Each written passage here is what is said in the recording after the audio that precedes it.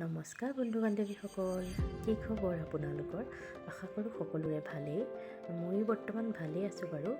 আজি দুপৰীয়াৰ সাজত অকণমান বেলেগ এটা চব্জি বনাইছিলোঁ, তাকে আপোনালোককো অলপ দেখুৱাওঁ বুলি ভাবিলোঁ।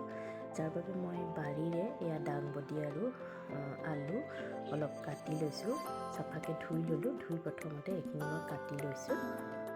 ভিডিঅ'টো চাই যাওকচোন বাৰু, আপোনালোকে স্কিপ নকৰাকৈ। মইনো দাংবডি আলুৰ ভাজিখন কি বেলেগ ধৰণেৰে বনাওঁ আৰু তাত কি কিনো দি বনাইছোঁ, তাকে আপোনালোকে চাই যাওকচোন।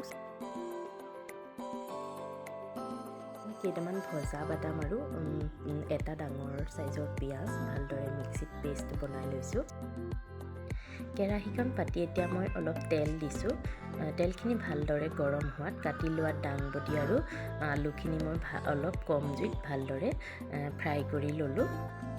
এতিয়া ফ্ৰাই হোৱা দাংবডি আলুখিনি কাঢ়ি মই সেই একেখিনি তেলতে অকণমান হিং দিলোঁ, অকণমান পাঁচফোৰণ দিলোঁ আৰু এটা মিহি মিহিকৈ কাটি লোৱা পিঁয়াজ তাতে দি অলপ দেৰি ভাজিলোঁ।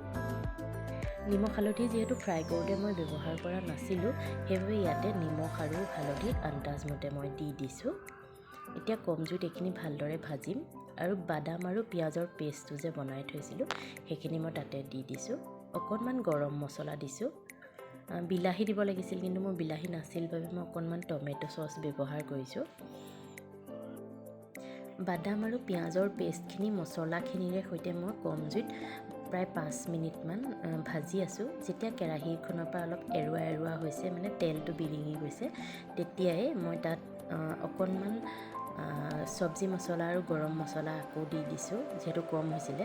তাতে এতিয়া ফ্ৰাই কৰি থোৱা মই দাংবডি আৰু আলুখিনি দি দিলোঁ। সেইখন অকণমান ৰেকৰ্ডটো নহ'লে মোৰ দেই, কেমেৰাটো মই পিছতহে চাইছোঁ। ইয়াতে মই দাংবডি আৰু আলুখিনি মই সেইবাবে কৈয়ে দিছোঁ। দি মই ঢাকন মাৰি অকণমান কম জুইত সিজিবলৈ দিলোঁ। প্ৰায় 10 মিনিটমানৰ পিছত এয়া চব্জিখন বনাই হৈ গ'ল। খাবলৈ কিন্তু বহুত টেষ্ট লগা হৈছিল।